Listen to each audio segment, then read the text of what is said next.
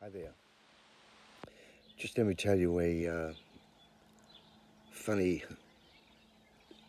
historical story from back in the day. Would have been 1969. I went down to Melbourne from Sydney and joined Compulsion. I fronted Compulsion in Melbourne.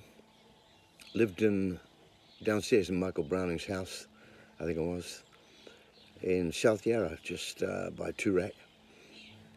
And we would we'd start playing Wednesday, Thursday, Friday, Saturday, Sunday, sometimes 4 gigs a night. Birdie, Sebastian's, Thumping Tom, Catcher, God knows where else. Anyway, after a while, the band wore itself out. It started to peter out, and myself and Reno put another unit together. We grabbed Jack Stradwick, ex-Action, Bill Blissett, a keyboard player, and we had Little Goose, Barry Harvey, playing drums. We didn't do anything live, but we put this thing together, and we were preparing to rehearse, and our management was contacted, or we were contacted by Bellbird, the infamous Australian soap. It was huge in Australia, and they wanted us to appear on the show. And the idea was one of the people in the show was having a 21st birthday. That was part of the program, part of the show, and we were the hired band to play for her 21st. They named the band the Total Abstainers. Well, that was a problem for a start, because we certainly weren't that at all. Anyway, we got the gig, and we went to the studio. It may have been the ABC, I'm not sure, but it was a TV studio, and we went there to set up and organise and then shoot the program down live. We pre-recorded, I think, a couple of songs. God, I wish we could get hold of them. They would have been fantastic. And I think it was a Traffic song, and maybe even one of my originals. I'm not sure, can't remember.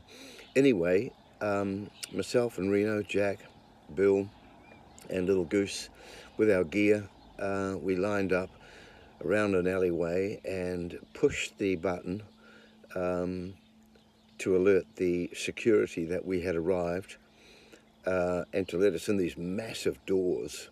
Anyway, pushed the button, and the security guy opened the latch and looked at us. Reno's hair, my hair, Jack's hair. Jack had very long hair. Bill was blonde or fair-haired, and Barry had long, straight hair. Anyway, the security guy thought that we were hoodlums from the local area and shut the little door immediately. Didn't want us to get near him. Anyway, we rang the bell again. He came back and we said, "We're the flippin' band, man. We've come to play on your show." And so eventually he let us in. Well, you should have seen the looks on the people's faces when they saw us. Anyway, we set up, and lights and God knows what else. Talk about total abstainers. One person in the band had the biggest weed joint slipped onto the end of his bass string at the head of his bass, and that was alive. That was firing at the time of it being screened.